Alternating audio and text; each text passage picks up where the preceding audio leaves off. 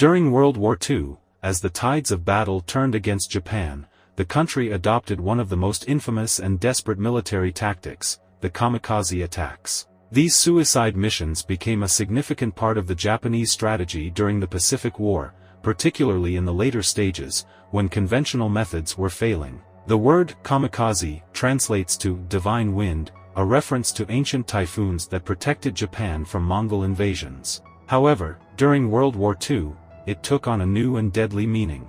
Kamikaze attacks involved pilots deliberately crashing their planes, packed with explosives, into enemy ships. The goal was to inflict maximum damage on Allied naval forces, especially American aircraft carriers and battleships. These planes became guided missiles with human pilots at the controls. The kamikaze tactic began in earnest in October 1944, during the Battle of Leyte Gulf. The Japanese military knew they were outmatched by the U.S. Navy's superior firepower and numbers. Conventional attacks had proven ineffective, so the kamikaze strategy was seen as a last-ditch effort to turn the tide. Japan had always placed a high value on the concept of honor in battle, and sacrificing oneself for the emperor and the nation was considered the ultimate act of patriotism.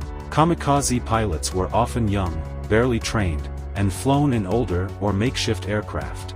They received letters from their superiors, praising them for their sacrifice, and many wrote farewell messages to their families before embarking on their missions. The psychological toll on both the kamikaze pilots and the Allied sailors who faced them was immense. For the pilots, it was a terrifying, lonely mission with only one outcome. For the Allies, the sight of a plane diving straight towards them was horrifying, as it meant facing an enemy willing to die in order to kill.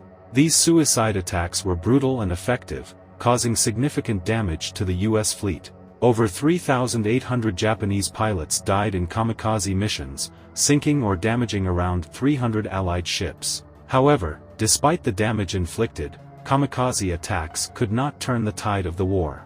Japan's resources were dwindling, and the country's military capabilities continued to shrink under the relentless Allied advance. In the end, the kamikaze missions, like the overall war effort, were a desperate attempt to stave off defeat. Kamikaze attacks are remembered today as a symbol of the extreme measures Japan was willing to take in defense of its homeland. They illustrate the fierce determination of the Japanese military but also highlight the tragic waste of life in a war that pushed humanity to its limits. Ultimately, these suicide missions, while causing short-term success in battle, did little to change the outcome of the Pacific War, which ended with Japan's surrender in 1945.